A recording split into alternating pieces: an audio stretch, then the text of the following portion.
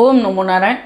હું અરુણાબેન પી ગોસ્વામી સુરતથી તમારું સ્વાગત કરું છું અરુસ કિચનમાં. તો આજે આપણે બનાવશું ગાજર અને મૂળાની ચટણી. તો એના સારું આપણે એક મૂળો લીધો છે અને એક ગાજર લીધું છે અને થોડાક આપણે આ મૂળાના પાન લીધા છે.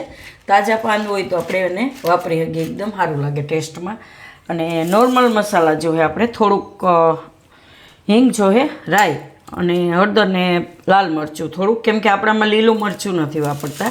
અને થોડાક બીજા મસાલા આપણે લીધા છે, 1 ચમચી જેટલા આખા ધાણા અને આખું જીરું અને થોડાક મેથીના દાણા અને આ આખા મરી અને થોડીક આપણે લીધી છે વરિયાળી, 1/2 ચમચી જેટલી. એટલે આટલો મસાલો આપણે એ લીધો છે. મીઠું જોઈએ સ્વાદ પ્રમાણે અને તેલ જોઈએ આપણે વઘાર માટે. તો પહેલાં આપણે આ મૂળા અને ગાજર છે એને આપણે સુધારવાના છે. તો આને આપણે ઝીણું સુધારવાનું છે એકદમ.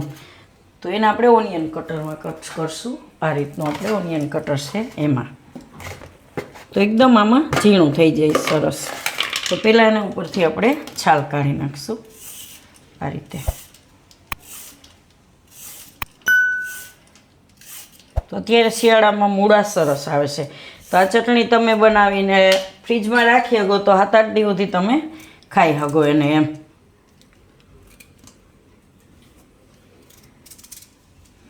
આ રીતે ને ટુકડા કરીને આપણે આમાં કરી લઈશું. તો મૂળા આપણે આ રીતે સુધારી, આ રીતે ઝીણું થઈ જશે. તો એમાં આપણે આ ગાજર છાલ કાઢી લીધી છે તો એને આપણે એ રીતે ફેરવી લેવું.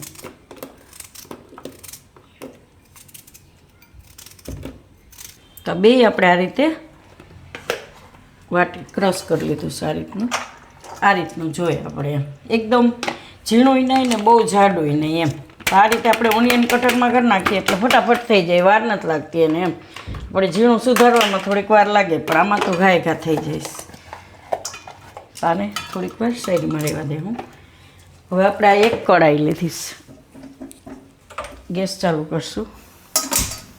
આમાં આપણે મસાલા નાખીશું. તો થોડીક રાઈ નાખીશું આમાંથી આપણે 1 ચમચી જેટલી. અને બીજા બધા મસાલા લીધા એ ધાણા, વરિયાળી, જીરું અને આખા મરી.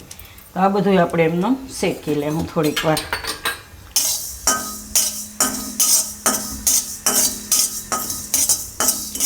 બકડીયું ગરમ થાય તો એને 2 જ મિનિટ લાગશે શેકાતા. તો આને આપણે આ રીતનું શેકાવા દેવાનું. હવે ગેસ બંધ કરી દેવું અને આપણે કાઢી લેવું. અને થોડુંક ઠંડુ થવા દેવું. તો આ ઠંડુ થાય ત્યાં સુધીમાં પાંદડાને આપણે સુધારી લેવું. આ પાંદડા છે એનો જાડો ભાગ આપણે નહીં વાપરીએ બહુ. આ રીતની દાંડલી છે એ કાઢી નાખીશું અને પાંદડા આપણે ઝીણા ઝીણા સુધારશું આ રીતના. વચ્ચેથી કાપો પાડી દેવાનો એટલે એકદમ ઝીણા થાય. આના ભેગા આપણે સુધારી લેવું.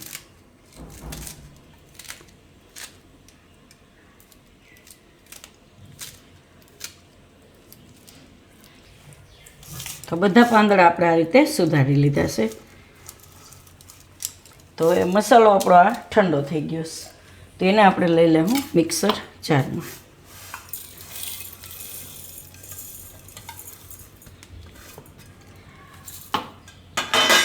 તો આમાં આપણે નાખી દેવું થોડીક હળદર અને થોડુંક ધાણા જીરું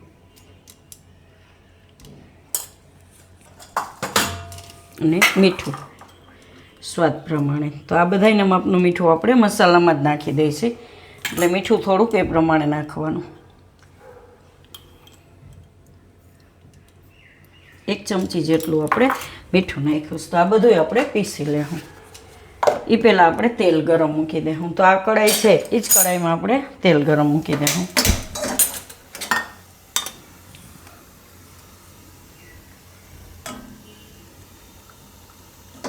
તો આટલું આપણે 2 ચમચા મોટા ભરીને એટલું આપણે તેલ ગરમ મૂક્યું. તેલ ગરમ થાય તો આને પીસી લેવું આપણે.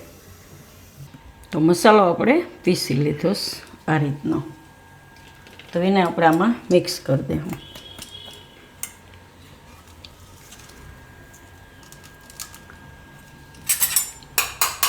એકદમ થોડાક શેકી નાખીએ ને એટલે મસાલાની મસ્ત સુગંધ આવે છે. અને થોડાક દાણા મેથીને નાખીએ ને ટેસ્ટ એકદમ સારો આવે છે. તો આ બધું આમાં મિક્સ કરી દઈશું આપણે.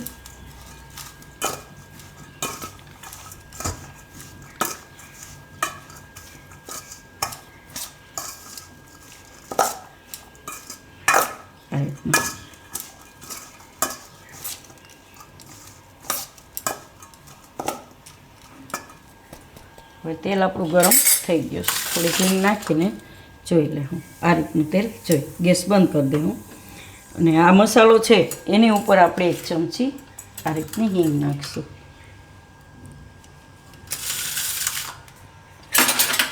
હવે આપણે તેલ છે ગરમ એ તેલ આપણે આની ઉપર નાખીશું.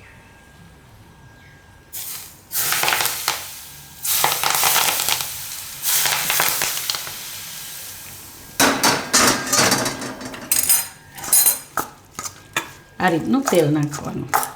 તમે કોઈ પણ તેલ નાખી શકો, જે તેલ તમે ઘરમાં વાપરતા હોય એમ.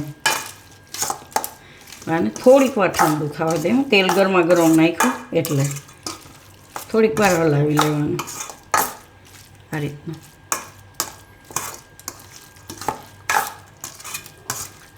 થોડુંક ઠંડુ થવા દેવું. તો આને આપણે ઠંડુ કરી લીધું સારી રીતે. ઠંડુ કરવાનું મતલબ એ કે આપણે આમાં હવે નાખવાનું છે આ લાલ મરચું પાવડર. તો ગરમા ગરમ હોય ને તો મરચું કાળું પડી જાય અને ચટણીનો કલર એ કાળો થઈ જાય આપણે. એટલે આને ઠંડુ કરીને પછી જ આપણે એમાં ઉપરથી આપણે આ રીતે 2 ચમચી લાલ મરચું નાખીશું. આમાં તીખાસમાં આપણે લીલા મરચાં નથી નાખ્યા એટલે લાલ મરચું થોડુંક એ રીતે વધારે નાખવાનું. હવે આને મિક્સ કરી દઉં આ રીતનું. તો આને તમે આ રીતે તેલવાળી ચટણી છે તો આને તમે ગમે એ ટાઈટ ડબ્બામાં કે ભરીને ફ્રીજમાં રાખી દો તો અઠવાડિયું સુધી કાંઈ નહીં થાય આમાં એમ. અને તમે ખીચડી દાળ ભાત આયરે કે પરોઠા આયરે ગમે એની આયરે ખાઈ શકો એમ. એકદમ મસ્ત લાગશે ખાવામાં. અને અત્યારે તો સિઝન પ્રમાણે ગાજરને બધું મળતું જ હોય તો તમે બનાવીને એ રીતે રાખી શકો. આને આપણે કાઢી લેવું હવે.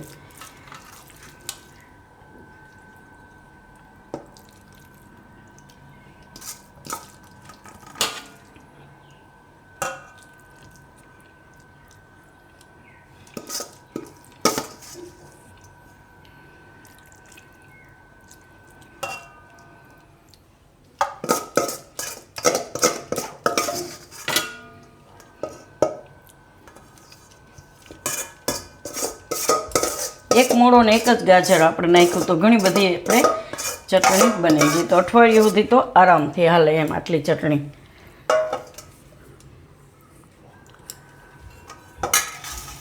તો તૈયાર છે આપણી ગાજર અને મૂળાની ચટણી. તો જો તમને મારી આ રેસીપી પસંદ આવી હોય તેને લાઈક કરજો, શેર કરજો અને મારી ચેનલને સબસ્ક્રાઈબ કરજો અને બેલ આઇકન દબાવવાનું ના ભૂલતા.